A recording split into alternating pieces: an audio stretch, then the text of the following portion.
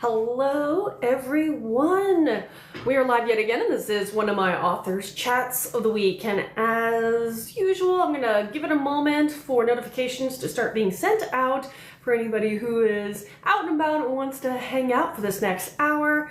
And I'll also be keeping an eye out for my co-host for this evening.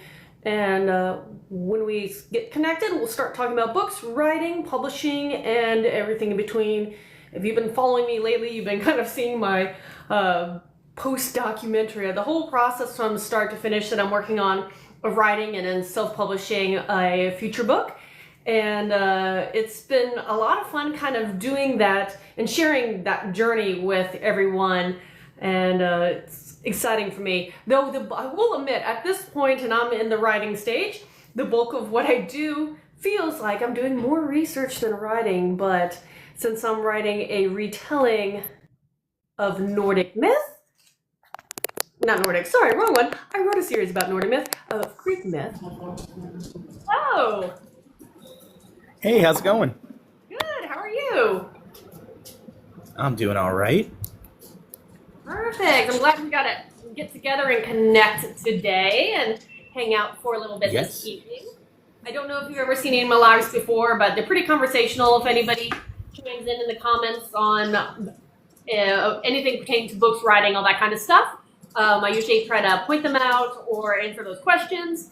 And I think it all depends on how the people enter our live stream.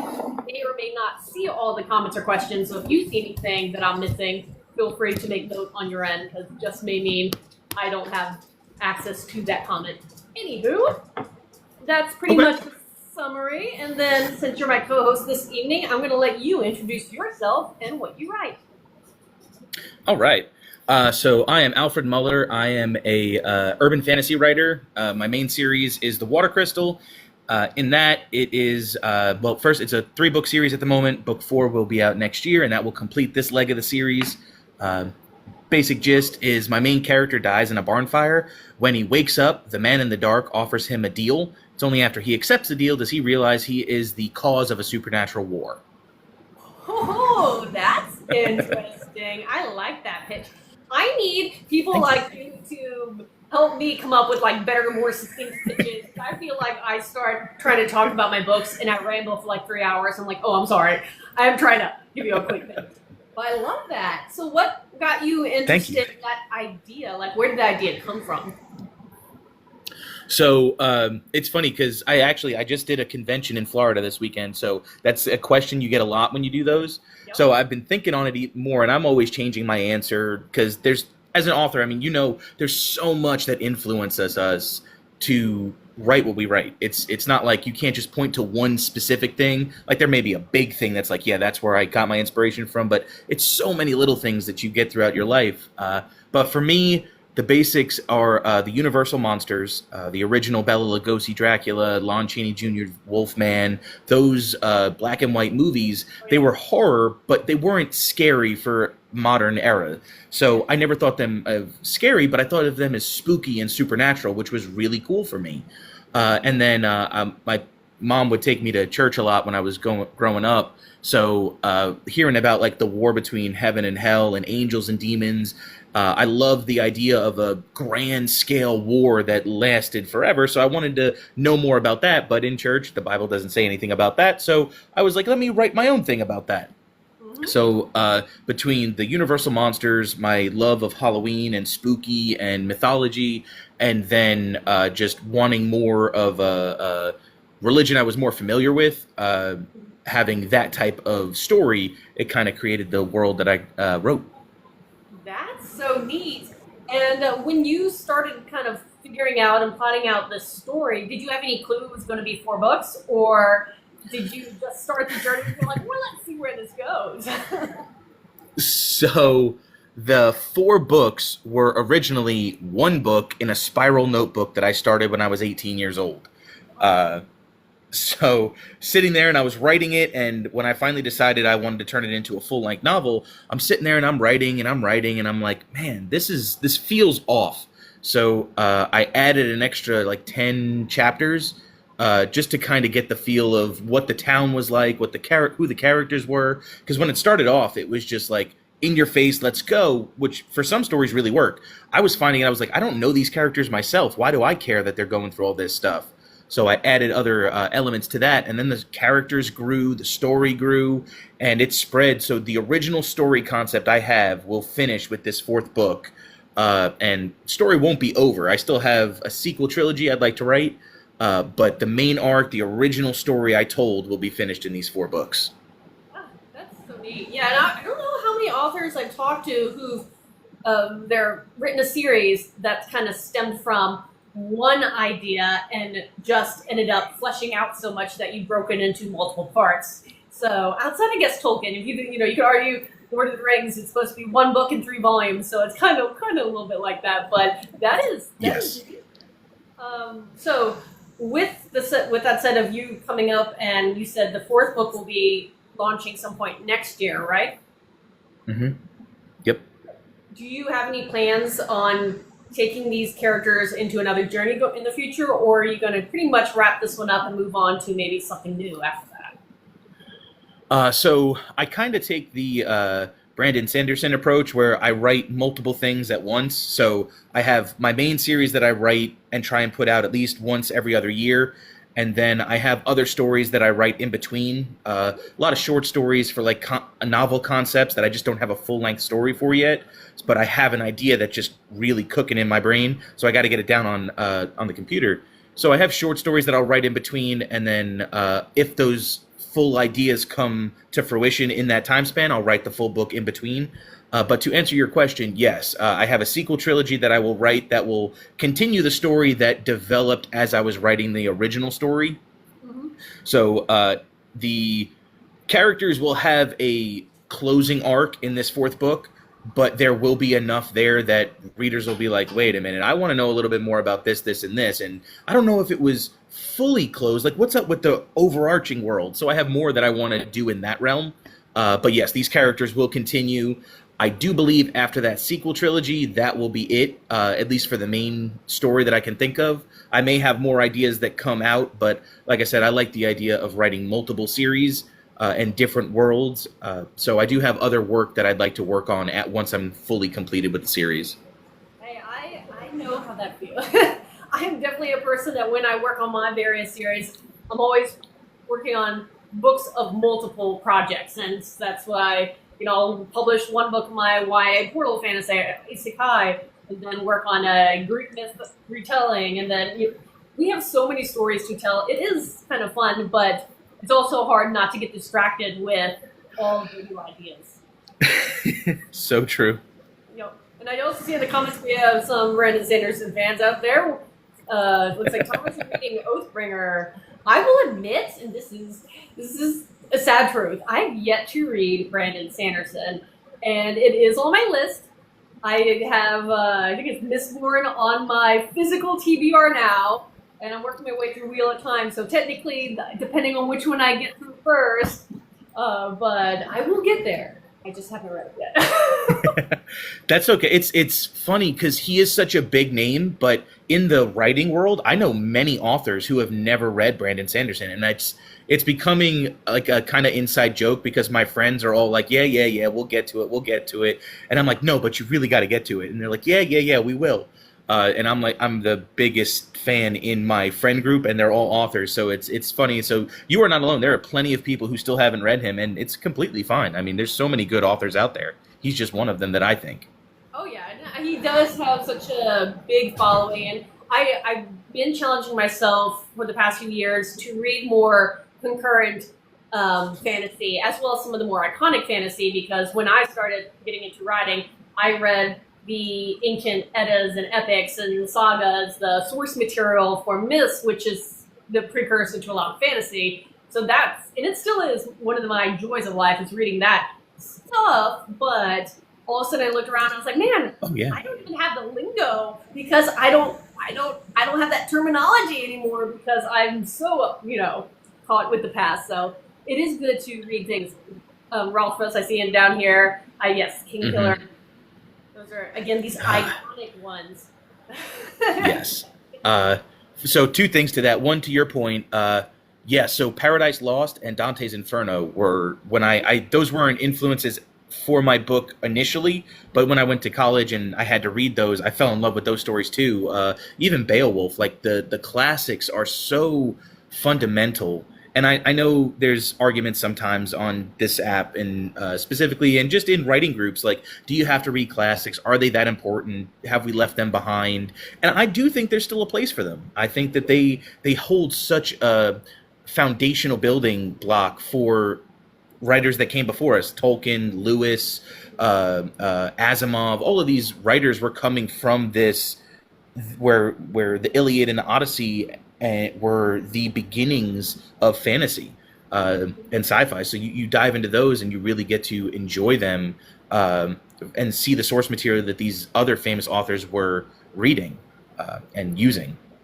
Yeah, and it's as any kind of, I think, art form, you kind of want to know a little bit, and again, the terminology, the better understanding of the evolution of the craft, be it writing or painting or dance or whatever, but to learn, again, the originals, there is something to argue about that. Now, do you have to? No, you don't have to. But there is something I think I find valuable personally when I do try to challenge myself to read some more of those, the origin stories of fantasy myths or legends, all that kind of stuff. Hello, AP. I know you just got back from everybody. I just read Thomas. At conventions, but me. I feel like you were signing at a convention. There were so many. Thomas Carver says, "I'm doing exercising until he releases book 3. He's going to be ripped by the time book 3 comes out." That would be, hey, that's a good challenge. Pick an author. That is a good challenge. Everybody in the author community will get fit out waiting for Dance of Dragons. All that stuff. Oh man. Anywho, too fun. But yeah. So actually, let's go back. Tell me a little bit about your main character and characters of your series. That you gave us that wonderful pitch. But so who is? Yeah. Who are your main characters?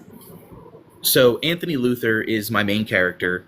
He is a troubled youth in the sense that he has a lot of issues with the town that he's grown up in. It's not really a spoiler because you find out fairly early on. His next door neighbor dies in a fire that he causes. So the town really thinks that he is an arsonist. They think that he is the son of Satan. They do not like him. He is a pariah in his town. So all of the kids bully him, even the adults. The mayor has it out. Not the mayor, I'm sorry. The judge has it out for him. But in all of that, he stumbles upon a group of friends who kind of look past all of that. One of them is the mayor's son, who just kind of takes him under his wing and acts as like a barrier to protect him. His best friend that he met before she moved away for a few years and then moved back to the small town. She's as well a pariah. She is an atheist in a small town in the Bible Belt. So the town isn't really a huge fan of her. And then you've got the sheriff's son and a couple of other people that kind of just congregate around him because in and of himself, he's a fascinating athlete. He's good at both football and hockey, but he doesn't like being in the limelight. So he kind of throws away a game one time. And again, in the South, football is huge. So if you do that, again, you add to the hate that you garner. So he's just got all of these angles pushing at him and putting pressure on him to not be the drain on the town that everyone thinks he is, to the point where it starts strife with his family, and then other events that occur throughout the novel cause strife with his friends. So when I write, I want to put as much pressure on my characters as I can because that's the way they grow. I love the idea of that character who is beaten down, destroyed, and then still gets up and ends up winning the day. So that's kind of what I hope for with my character, and I'm looking forward to release in book 4. But that's just one of my main characters. He was the one I had in my head when I originally wrote it. But I have a female character who, his best friend, who I had her in my mind of who I wanted to write, but she was a side character when I started. And then her backstory just exploded, and I was like, oh, wow, this is amazing. and she's one of my favorite characters to write. Again, only a small spoiler, not huge. She grew up in a cult, so she's got that kind of trying to repress those memories, so not to keep those in her daily life. But that is influencing her decisions. She comes from a split home, so it's again, like I said, she's the atheist in the town, so the town doesn't like her too much. And then her connection to Anthony adds more negative connotations around her. But those are the two main characters I have. I also have a Angel character who is my sister's favorite, just because he's very wholesome. I love writing him. He's just a very pure-hearted individual. And I try and make them as human as possible, because that's what we relate to. I don't know what an angel is. I don't know what they look like or how they are, if they exist, that type of thing. So when you write something like that, I wanted to give as much human aspects as I could so that people could relate to that. But I think I wrote a really wholesome, just a very genuine character.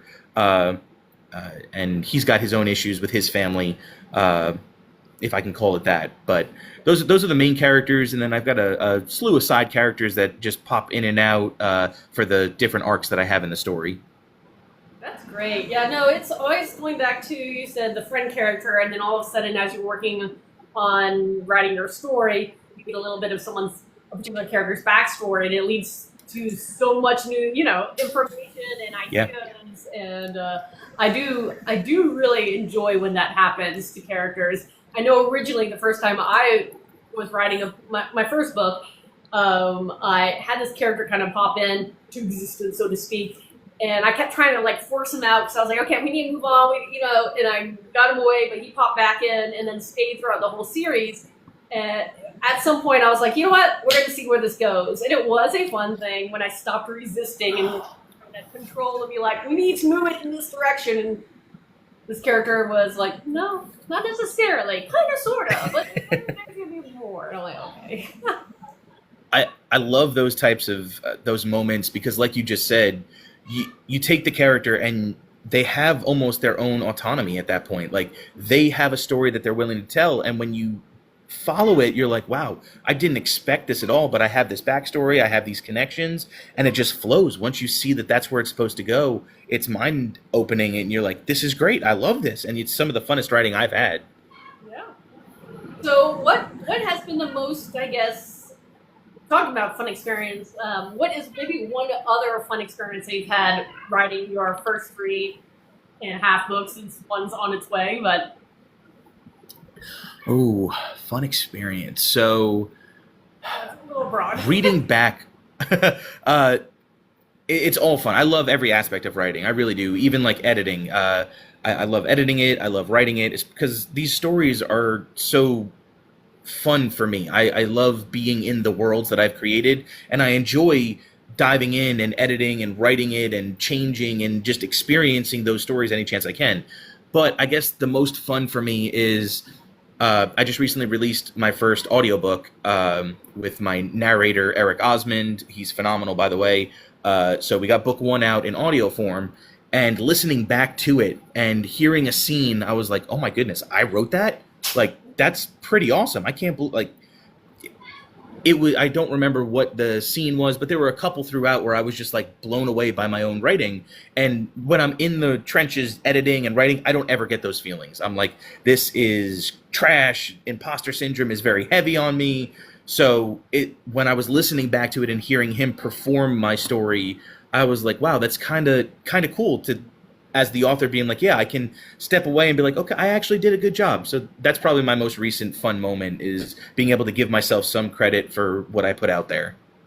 And I love the fact that you're able to produce an audiobook, because can be financially taxing depending on what the author's route and how they're doing it, if they're self-narrating and all that kind of stuff. But if you ever get the chance, for any writers out there who have not tried, audiobooks are a wonderful thing. Yes, you have to budget for them. Make sure you're at the right stage in your writing career to make that make sense. But they are wonderful things. And to hear someone read your book in a professional way, and your characters come alive in audio format, it is very different experience. Yeah. Okay, I'm going to close my window because it's blinding me. I'll be right back. Mhm.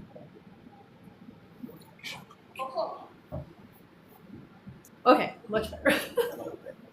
It's just like all of a sudden the sun got to that right level and it was like lines of one. I was like, whoa, hello, now I can see everybody again. That is wonderful. But yeah, audiobooks. So how did you meet your narrator?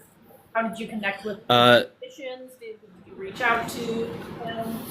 Yeah, so I've the audiobook thing is just, it's so, like you just said, it's a difficult process if you're not careful, and it is a long process if you go the route I did. So originally I had a narrator who was a friend of mine and a coworker, and he got 5 chapters away from completing the book, and then he had family issues, so he had to step away.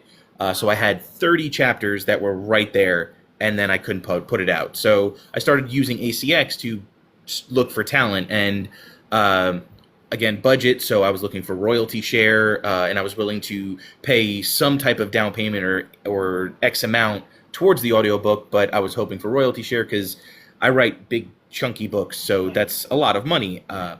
And I reached out to a couple of people, and they were mostly newer audio performers that were willing to do that. And some of them, they just weren't at the level I was hoping for, because like with book cover, you need to have a professional one, or at least professional sounding. They could be brand new at the job, but as long as it sounds professional, that's what you need. And I just couldn't find anybody that was fitting that mold. So I had reached out to Eric Osmond, and I was like, hey, just any chance you'd be willing to work on my audiobook? And nothing. I hadn't heard anything back from him, so I went with a newer narrator, and he sent me a couple of samples, and it's just not working. It wasn't where I wanted it to be. So I got a message back from Eric, and he was like, yeah, sure, I'd love to do it. Do the royalty share plus, no problem. And for those who may be familiar, Eric Osmond is the nephew of Donnie and Marie Osmond. So my mom was huge fans of them when she was growing up, so I just shoot my shot, see if maybe he would be interested. And he reached back and he said, yeah. And I was like, oh, okay. So from there, we just kind of got to talking, and on a personal level, just becoming friends. And then it went from there. So it was a lot of luck on my part, I'm not going to lie. Maybe right timing, but it was a process to get there too. It was, I think my original narrator was 2.5 years ago at this point, maybe more. So it's been almost 3 years to get this audiobook out. But it was just right timing, I suppose. And there are so many stories that are kind of like that, where you begin a project, something happens, and everything gets held off, and then maybe you think, I like to think things happen for a reason, and it just ended up working out for you. And even though you did have to wait and postpone it a couple years, but now you have a really well done audiobook by a great narrator, and so that's wonderful. Yeah. So I agree. I do think things happen for a reason, and just at the right time. That you have to wait for that moment, and then it works out. Mm-hmm, definitely. Now, actually, I'm curious. Are we as the listeners, viewers here, allowed to know any of these other potential side projects that you've kind of been dabbling with? Or are you kind of keeping them close until they're, closer to being ready to release? So yeah, I have no problem. I have I have 4 short stories out at the moment, and one's young adult, middle grade age fiction that I have out, and then a project that I am almost completed. So basically, the middle grade fiction, like Harry Potter, Percy Jackson age range, is called Dream Tale. It's about a young man traveling the world of dreams, saving other children from these dark creatures called scribbles that are trying to zap them of hope. That is book 1, called Dream Tale, in a 3-book series I hope to put out. But that I do have out at the moment, but that will be following character Jax Codex and his cousin Donnie Codex, as well as a female friend, Avril. I haven't thought of her last name yet. It hasn't come up in the story. But that's my middle grade fiction. I do have the 4 short stories. 2 of them are high fantasy. One is kind of a D&D inspired story. Another is a coming of age story. Those are set in a world that I plan to write, like my capstone career at some point. This is my epic fantasy novel, bam, Tolkien-esque style writing on that one. But whenever I get to that, I don't know. But like I said, if I have ideas that are just there, I start writing short stories in that world. One of them is or another urban fantasy called Reaper Society, and that is the outcasts of society take up the mantle of Grim Reaper, and they actually go around and harvest souls instead of one supernatural entity. It's actually modern, just regular everyday people that society has forgotten about that go around and do that. I am currently editing the full-length novel in that world. And that will hopefully, I don't think I'll be able to get it out by Halloween. I might, but I don't want to rush it. Worst case, it'll be out early next year. And then I have, I just put out a Halloween-inspired story, which that was actually really fun writing because, like I said earlier, I love Halloween. I love the Universal monsters. So writing a story that is kind of like, for anime fans out there, Vampire Hunter D mixed with the supernatural character Dean from the show Supernatural. Those two combined is my main character, and he's a hunter, so he fights all these monsters and whatnot. But this was just a Halloween-specific short story that I had. And it'll kind of act as like a prequel novella, but that is out at the moment. And then I plan on writing at least a trilogy in that world as well. Well, I think that's a smart thing to do. Is when you have ideas, even if some people jot them down in a notebook or log in a chapter or two, but that is a fun way to approach it, of creating a short story in the future world, maybe featuring one of the main characters, maybe not, and putting it out there and start building interest. So when you can get to that story, you can kind of all link it together, and that's fun. I know one of my series, it's going to be a future D&D Witcher vibe dark fantasy. And I've been releasing short stories in that world. And every year, one of my follower groups on my Facebook group, they build a monster. They create a monster, and then I feature it in a short story. I gift them the short story. And but that's helping me come up with some of the monsters. That's helping me come up with some of the characters, and then the locations of the world. So just a little bit as I slowly make my way toward finally having time to work on a full length of that book. I love that idea. That's awesome. Well, you can do that. I don't know if you've done Kickstarter or anything like that, but like I'm always trying to think of like, how can I engage with the reader group? And I love that they create the monster and you write a story featuring the monster they created, which really it builds a community. I love that idea. That's awesome. It does, and it is creative, and it's fun because you as a writer know yourself, and you get into certain vibes, certain things. Your brain works a certain way. So when you have other people who think maybe very differently than you take up a challenge, it is wild to see what they come up with, because they're coming up with things that I would not have done. And I'm like, oh, that's fascinating. Now what do I do with this? This is interesting. I never thought of that. So yeah, there's so many ways to hang out and engage with your readership and build, like you said, a community. What kind of places, like where do you like to meet readers and talk about your books, or share passions of literature? Obviously there's here, but so yes. How else do you like to connect? Conventions are really, really fun. So just was at SuperCon in Miami, and it was a good show. It was okay. The expenses versus what I made, probably not the best, but I do reviews on conventions on my Facebook page for other authors. So if they're thinking about going, not trying to bash a convention, but just giving my experiences there, because again, authors have reached out to me in the past asking if it's a good convention or not, and if I haven't been there, I don't know, but if I have been there, I want to give them actual information. So that's a side note. Conventions are a fun place to meet readers. I met a couple at this one, and just hearing their passions about the elements in my stories. I meet a bunch of people who are fans of the show Supernatural, and then we gush over that as both fans, and then I tell them a little bit of my story, and then their excitement over reading my story is one. I met a younger girl at Huntsville Comic and Expo in Alabama, and she was there with her mom and very wonderful family. And they came up and they were like, "So, I've never read anything like this before. It seems right up my alley. It's super cool." And I was like, "Yeah, this is the layout, basically the pitch I gave you guys in the beginning." And then she was like, "Oh my God, I love it." So her mom bought it for her birthday, something like that. Or it may no, they wanted to get the whole series for Christmas, but they bought book one on the first day of the convention, and she went back to the hotel and she read the first couple of chapters. And when she came back, she was just so in love with the story that I felt like this is why we do this. This is why, even if it's just one person, if that is the only person who I ever meet that is head over heels in love with my story, then it's worth it, because that's why we do this. I love meeting people who have, especially at conventions, because sometimes they'll go back to the hotel, they'll read some of it, and then get to come back and talk to you.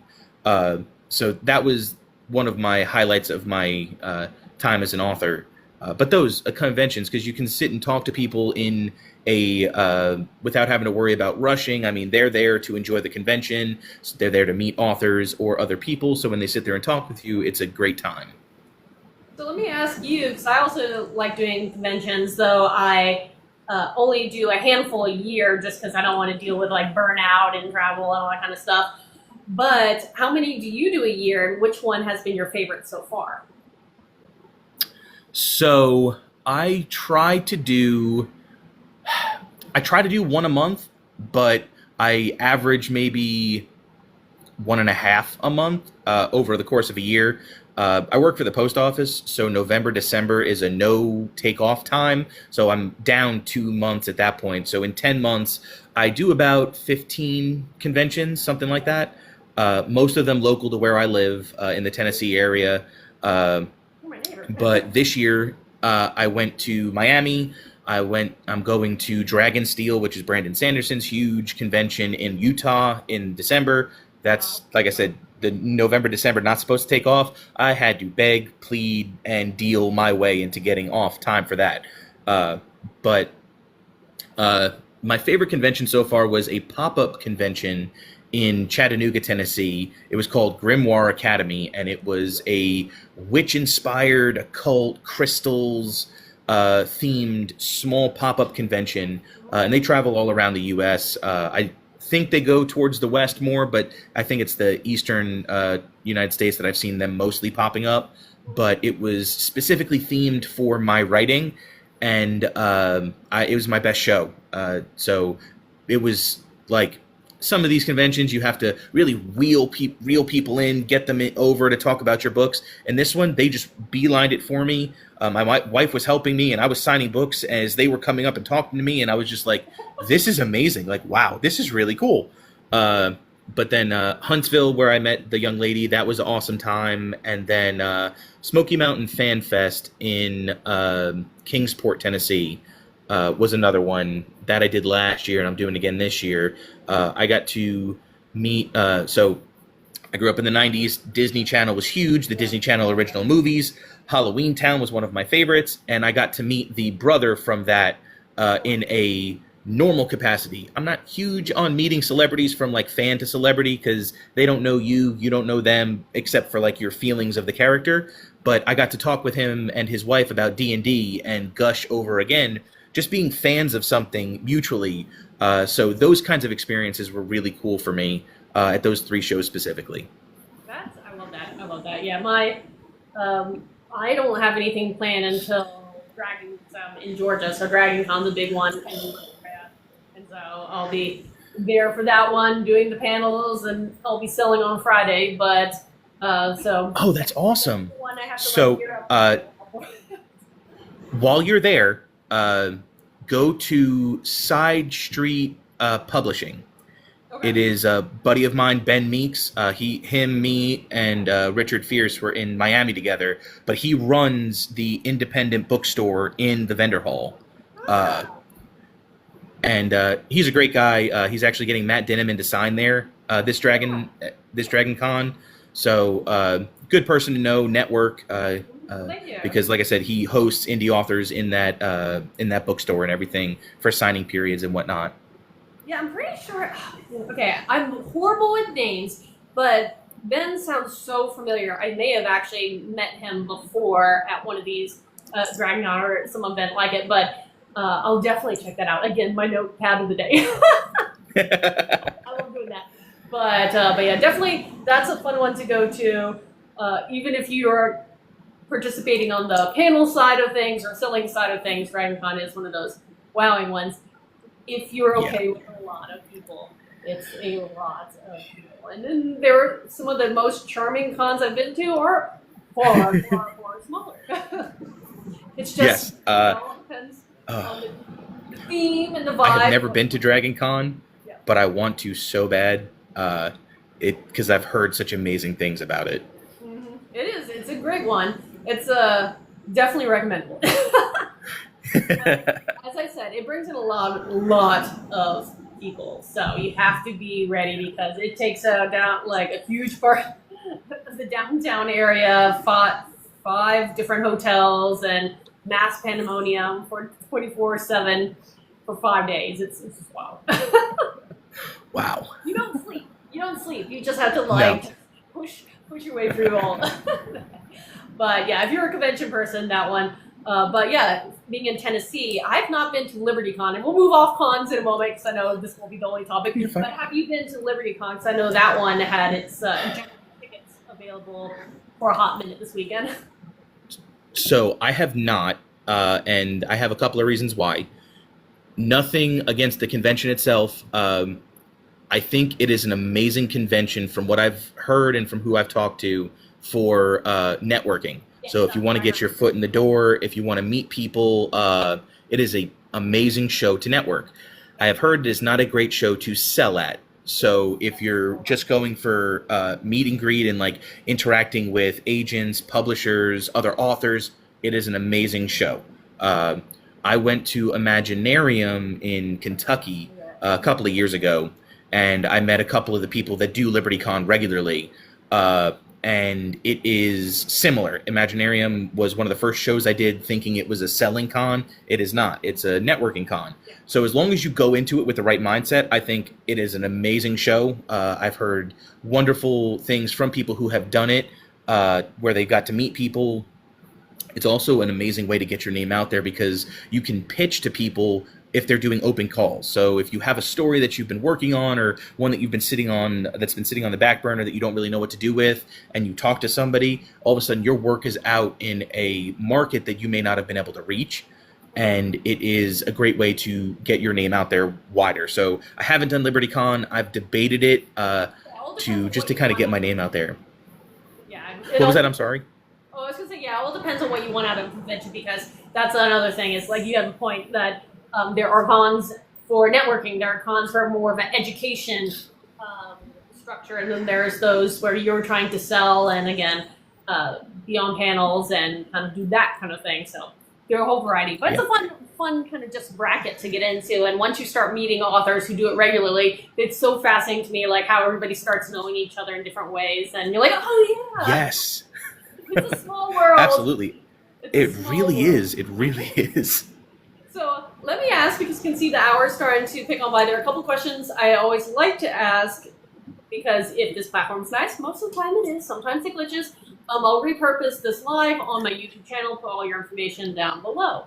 But where can people find and follow you outside of Book Talk? So do you have a website, newsletter, other socials, that kind of thing? So probably the most active outside of this app is Facebook, and that's mainly because I have an author page there. It's just Alfred Muller Author, and I have the convention group. It's conventions, expos, festivals, and book events, something like that. I should know the name of my own group, but I don't. But that's where I post information about conventions that I'll be going to, conventions I went to, how good or bad I had the experience of. And that's my most active outside of this app. I've tried Instagram, and I'm still on it, just sporadically. I do have an author website, but I have to get better at keeping that up too. So you can sign up for my newsletter there. I'll post if I have a new story. If I have a short story that I really want to share, I'll put that for free on my to my followers on my website. So Yeah, no, I was gonna say websites are always good to try to maintain, but when it comes to social media, it's so personal about how you again engage with the world or what you're interested in, your time limitations that everybody likes different ones. And of course, I'm a book talk person, and I hope this platform stays as long as it can in the United States. But who knows? But everybody enjoys and relates to different people differently, and the same thing with social media. So it's always curious to see where everybody else likes to up on other platforms. But one of my other questions I'd like to make sure I ask is where can people get your books and what format? So are you exclusive through Zon? Are you wide? Do you sell direct? All that jazz. yeah, so I am on KDP. I'm on KU, so I'm on Kindle Unlimited. I'm on Kindle, Amazon. I also have a few like indie bookstores in the area, in like the Chattanooga area, that have my book. I go through Ingram too, so if you went to a Books A Million or Barnes and Nobles, you can request to order my book. They have access to it through that way. And then on I don't have a shop on my website, but if you reach out to me through social media, feel free. Hey, I want to support you more than the big conglomerate that is Amazon. Feel free to reach out to me through that. I can take PayPal, Venmo, all that stuff, and be happy to send a signed book that way. So it's a few different options that we have. Yeah, and then of course conventions. So. Yes, conventions. Yeah, no, I'm a person who I will sit and wait for way too long to get a book because I want it signed by the author. So, and I know theoretically to buy the book and then just have it signed at a later date, but I love buying it in front of the author and be like, sign it for me right now. Yes. Most of my indie books that I get are at conventions. I'll go around, especially book conventions. I'll go around, talk, mingle with the other authors, and then if a book really catches my eye or the pitch is just perfect, I buy the book in person there, so I can have them sign it, and I have that memory of meeting the author. Oh, also, I don't know if I may have linked and all that kind of stuff, but what formats are your books available? Hardcover, paperback, audiobook? I know you have one audiobook for sure. So my short stories are digital and paperback. My books are digital, paperback, and hardback. I also have special editions that I only sell at conventions, or if they were to reach out to me through the social media apps and whatnot. So those are the deluxe editions. They got the foil the foil covers, the painted edges, the images on the inside of the cover. So I do have those and dust jackets that you can purchase from me at conventions or through social media. So let me ask you on special editions, because I'm working on my first one, and I love the fact that I'm working and hiring a variety of wonderful artists and everything to kind of put together my dream special edition. But I'm getting to the point where it's time for me to like put, I have the font and I have the image and trying to figure out how to do my first dust jacket, and my eyes are glazing. So I'm like trying to like come up with how. I'm assuming, did you do it yourself or did you get someone else to help design all that for you? Because just putting those pieces together is. Yes. So for me, I did most of the design myself. I did hire out a couple of like the inside images and stuff. I hired somebody for those. But the dust jacket itself, I actually went through a small printer nearby because I was going through a couple of different places, and the dust jackets I kept getting were foggy and they were hazy. They weren't very clear. So I went to a local printer and I was like, hey, can you print this for me? And they were like, yeah, sure. I used, it was Book Vault. I used their website for my special edition, and I used their template for their dust jacket. So I did it myself. I might rework it once I go through these dust jackets because it was my first attempt and need to tweak a few things. But I did it myself, and it is such a headache. So remember, I said earlier, I love every aspect of writing, the editing and the writing. The design is so frustrating.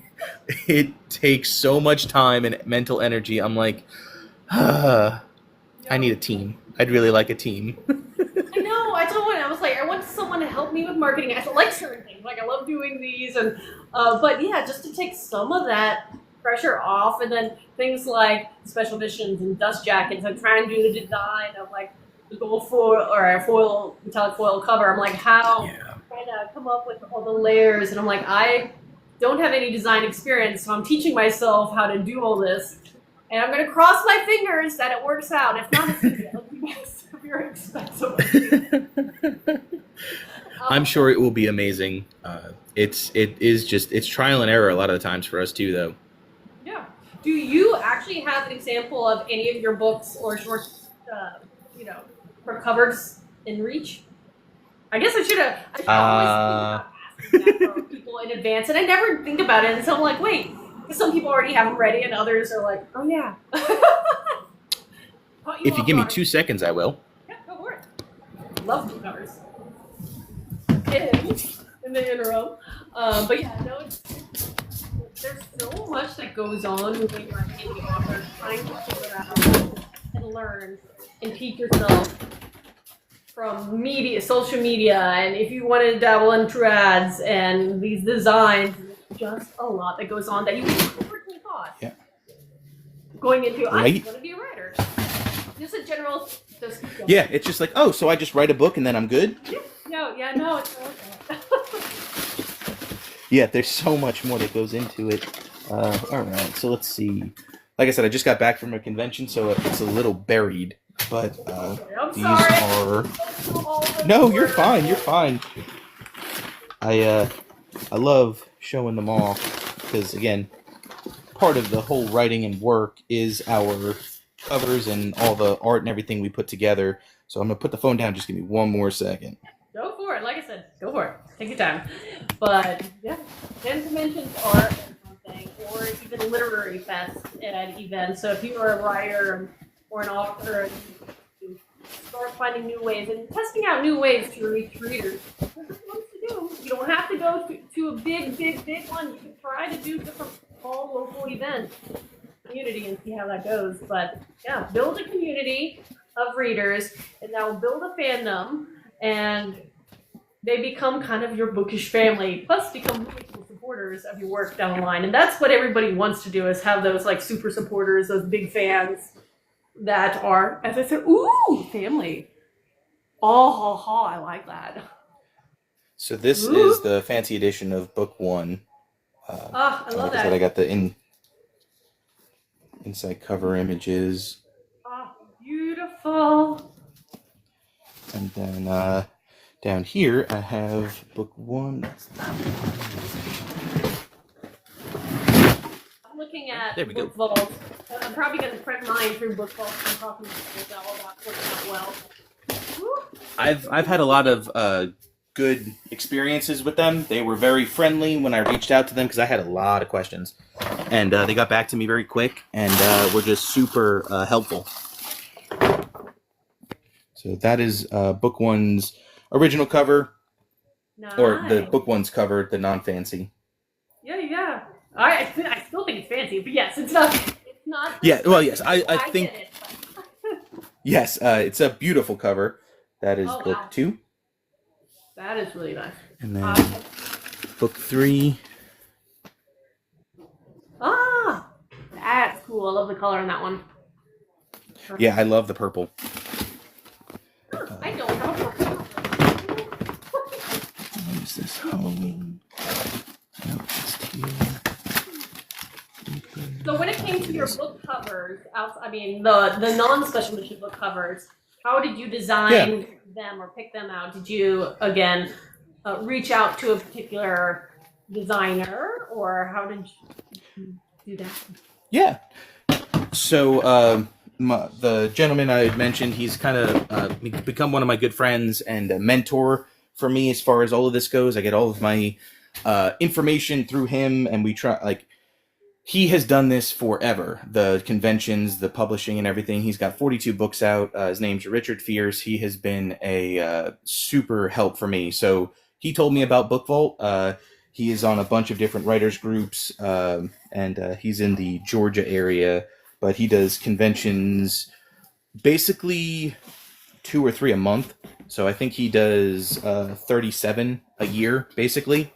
And he is where I learned about Book Vault.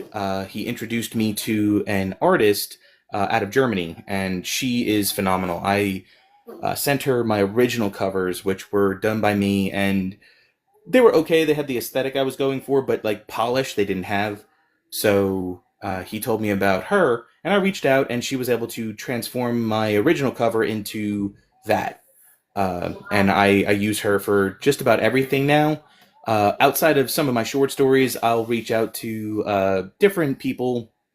One of them I did do myself, and I kind of just lucked out with that one. It was a stock image on Canva that really worked. But other than that, another author friend that I know does covers, so I let him do one of them. A young lady I never met, but she reached out to me on Facebook, and she was in graphic design. And she was like, "Do you mind if I do one of yours? I'm trying to get into the business." And I let her do one of them. And then the Halloween story I showed, that was my artist, my cover artist. So I try and do fun things with my short stories if I can find anybody.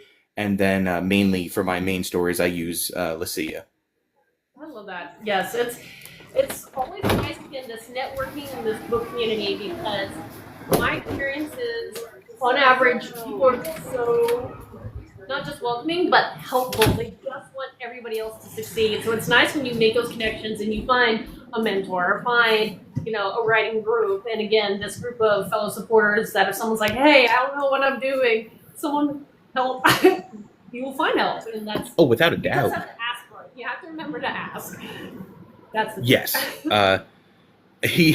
Richard, we met at a small convention, and it was my very first convention, and I was very ill prepared. It was looking back now, I can see, but he came up and kind of like, "So, is this your first time?"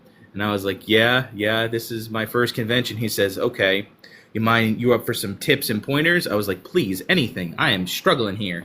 And he told me I can't even mention how much stuff he told me that one day, because I probably forgot most of it, and he's reiterated it to me numerous times. But I met him and another really good friend of mine, Jay Reese. He's pretty big on this app, but we kind of just clicked and been sharing information, talking, and creating a community there. But it's been an amazing experience because, like you said, this community for the most part is so helpful and wants everybody to do well. No one I've talked to has been like, "No, I can't help you because I need to make sure I have all the readers to myself." It's been very helpful. This is how I've done this. You could do this to tweak it. Oh, sure, come on, I'd love to have you over. That type of thing. So very, very supportive.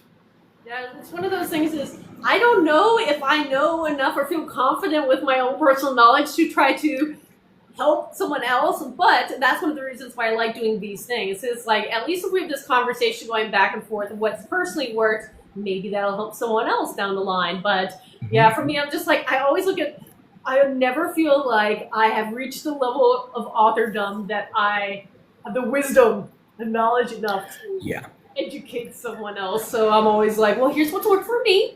Here's what hasn't. That's me. I don't know. For the most part, I parrot what Richard has told me. Because I'm with you. Like I look forward to the day where I can finally help him as much as he's helped me. Be like, oh look, I've introduced you to this person who's going to get your book everywhere. But yeah, I'm with you. It's just this has worked for me. This is what I have been told, and this is what's worked for other people. Just because it's certain things. Yes, it's universal. Like make sure your cover art is good enough that it's going to draw attention.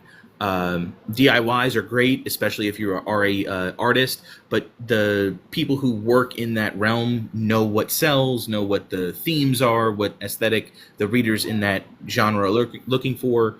But overall, it's what works best for you.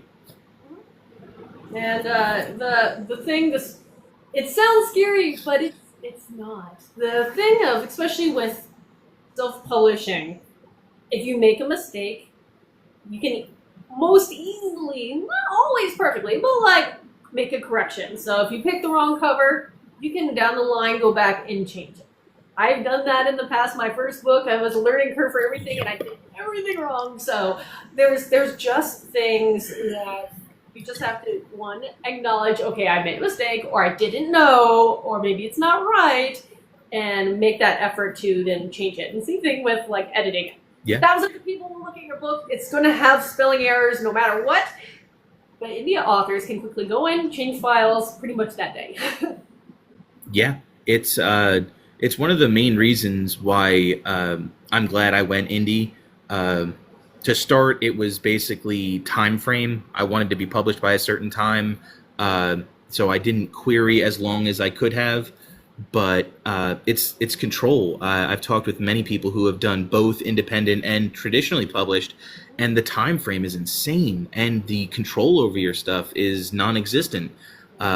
There was an author I was talking with, and he had written a series, and he sent book 1 out, or book 2 or something, and he was like, oh, what if we change this? This would be a much better name. And the publisher came back and said, yeah, we're already in the process. To change just that one word would cost way more than it's worth, so we're not doing that. Whereas an indie author, if we're like, I want to call this creature this because it's just a cooler name, we can go back and be like, all right, yeah, I kind of published it, it's been out for a month, and now this is the name. Maybe not the best thing to do, but it is in our wheelhouse and more accessible for us than it is a traditionally published individual. That's true, yeah.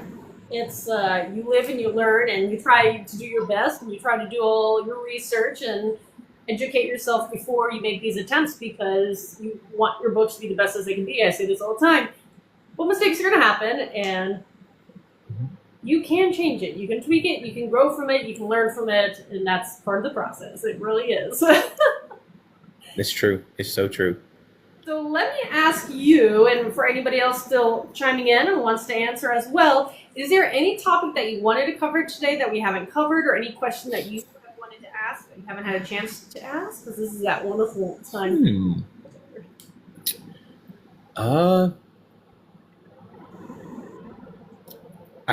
This is one of my more most enjoyable interviews and just conversations, because I love doing this. I love talking about writing and conventions and books, and even if it's not specifically mine, just in general. So I enjoy all of this. I don't have any specific thing that I like talking about on these outside of just enjoying the conversation. Got to show off my special editions, which was cool. I may have picked your brain afterwards and be like, okay, help. I don't know. Who knows? I'm trying my best, but I just could be an ugly mess. I don't know. Actually, that's a great one. Anytime. Like I said, I don't have all the information. A lot of what I have is from my friend Richard, but I have experienced individuals that I'm friends with that I'd be happy to pick their brain and help in any way I can. So if anyone needs to, feel free to reach out to me on this app, on my other socials, or Facebook or anything. Reach out to me, ask questions. I'm always wanting to. I want, not only am I willing to help, but I want to help anybody I can. So please, pick my brain. I'd be happy to chat anytime. I love that, and I'm definitely going to be trying to look up and check out your kind of journal and your information about all the conventions you've been to and how your experiences have been, because it's one of those things is when you decide time is money, money's money, and trying to figure out what would be best for you. And yes, you have to understand your genre and how many backlog, and there's a lot of things that come into play, but trying to make those best decisions for events it's an important thing to kind of figure out. But if you're ever I did have a question for you. Are you in the Yes. You are in the Georgia area? Okay. I'm outside of Atlanta, so I go to a lot of the Atlanta-based ones. I haven't really traveled too much yet. I'm again so nervous with the expense of travel, be it gas or plane, and how to lug everything. And so I've been looking at things in the surrounding states, slowly trying to see where else I should maybe jump to next when I'm ready to do that. But I'm at a lot of these. I was at on earlier this year, and some of these other southernfan.org. I believe it's southernfan.org. is where a lot of myself included and my friends get our conventions from. Um, it's all southern United States area from Texas over through Missouri, Kentucky to the Carolinas and down that area. Nice. That is very nice. Well, thank you. I do appreciate that. And sorry, I'm No going to problem. pause for a second because I have to do this little puzzle piece thing that these lives now make me do as of however many months ago. Okay, we're back. We're rolling. But, but yes, thank you for that because I am excited. Now let me ask you one final question. Where will you be next or the next few months? Because you said you're trying to do about 1.5 a month. So where are you going to be next? So maybe someone else can come find you, get a signed copy. Awesome. So I will be at FarleyCon in Oak Ridge, Tennessee, and that is not this next weekend, the weekend after. So the beginning of August, I'll be at FarleyCon, and then I won't have anything again till September. And then I have back-to-back, so I'll be at Smoky Mountain Fan Fest in Kingsport, Tennessee, and then TLC Con in the same Kingsport, Tennessee again. So back-to-back weekends, which talk about trips. So drive out there 3 hours, stay the night, come back, or still stay the weekend, drive out the following weekend and stay. So that'll be fun. And then after that, I'm going to Richmond, Virginia for Nightmare Weekend. So that should be fun. Again, one of those, it's held by GalaxyCon, which is a huge convention group that does a few different GalaxyCons, but this is their Halloween-inspired one, so I'm hoping that goes really well. And then my final convention will be this Dragonsteel in Utah at the end of the year. That's so much fun. I hope that one's a blast. Yeah, I hope so too. Whew. And for that one, are you just going to participate? Or are you actually going to be a vendor there and panelist or anything like that? Going to be a vendor. That's cool. Me, Richard Fierce, and Ben Meeks are doing a 3-day trip out there, driving, swapping out, hauling all our stuff, and gonna vend there for the weekend, and hopefully meet some amazing people, sell a bunch of books, and have a good time. That's so cool. Okay, I'm excited for you, so that's neat. And when you do start keeping up your website, make sure you list your conventions Yes. so people can find and reference it. Yes, I was doing that, and I think I have up till I think I missed the last couple of conventions, but I'll have to get on this week and update where I'll actually be. But yeah, What internet. brands to find you? You want to do that, but no, that's fun. Yes. Anyway, I do have to go because around this time is when my giant dogs want to go and be let out. So that's always around that 8 o'clock hour. But thank you so much for hanging out this past hour and chit-chatting about books and writing and publishing and special editions and audiobooks and everything else. I had a blast. Thank you so much, Catherine. This was a blast. Anytime you want to chit-chat, feel free. I'd love to come on and talk about it. Yeah, and as you know, I love having people on, and I love doing these weekly, but I do schedule in advance. So Yes. I'm a planner. That has to happen. But yeah, I would love to have you back at some point, and we can hang out again in this virtual space. But Awesome. thank you so much. Thank you for everybody who's been chiming in, hanging out, and until next time. Next time, everyone. Have a wonderful week and happy reading. Bye. Good night, guys.